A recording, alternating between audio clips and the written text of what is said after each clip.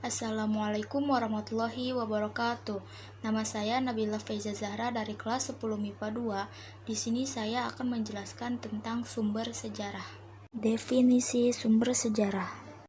Sumber sejarah adalah seluruh informasi yang dapat dijadikan sebagai dasar untuk merekonstruksi atau menyusun kembali peristiwa masa lalu. Informasi yang diperoleh dari data atau sumber sejarah adalah keterangan sekitar apa yang terjadi, siapa pelakunya, di mana peristiwa itu terjadi, dan kapan peristiwa itu terjadi. Jenis-jenis sumber sejarah. Jenis sumber sejarah terbagi menjadi 3, yaitu yang pertama, sumber tertulis, yang kedua, sumber lisan, dan yang ketiga, sumber benda. Sumber tertulis. Sumber tertulis adalah segala sesuatu yang memiliki tulisan apapun media, maupun itu batu, kertas, atau lain-lain. Contohnya seperti prasasti, kitab-kitab, surat kabar, arsip, dokumen, catatan harian, dan lain-lain. Asal ada tulisan, itu sumber tertulis. Sumber lisan. Sumber lisan yaitu keterangan langsung dari orang-orang yang mengalami peristiwa sejarah. Cara memperolehnya melalui teknik wawancara kepada pelaku atau saksi sejarah. Pelaku sejarah. Pelaku sejarah adalah orang yang secara langsung terlibat dalam peristiwa sejarah.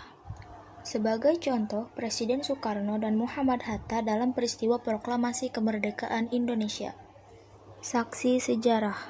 Saksi sejarah adalah orang yang mengetahui suatu peristiwa sejarah tetapi tidak terlibat secara langsung. Misalnya masyarakat sekitar tempat tinggal Presiden Soekarno di Jalan Pegang Sean Timur yang menyaksikan pembacaan teks proklamasi kemerdekaan pada tanggal 17 Agustus 1945. Sumber benda. Sumber benda yaitu benda-benda yang berasal dari suatu zaman atau peristiwa tertentu. Misalnya alat-alat atau benda budaya seperti kapak, gerabah, perhiasan, manik-manik, candi, dan patung. Sebagian sumber benda ini terdapat di museum, dan sebagiannya lagi dapat disaksikan langsung di lokasi seperti Candi Prambanan, Candi Borobudur, dan lain sebagainya. Sifat sumber sejarah.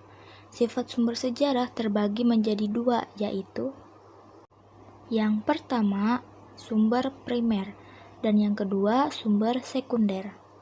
Sumber primer.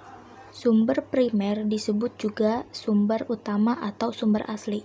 Contoh sumber primer tertulis adalah arsip-arsip.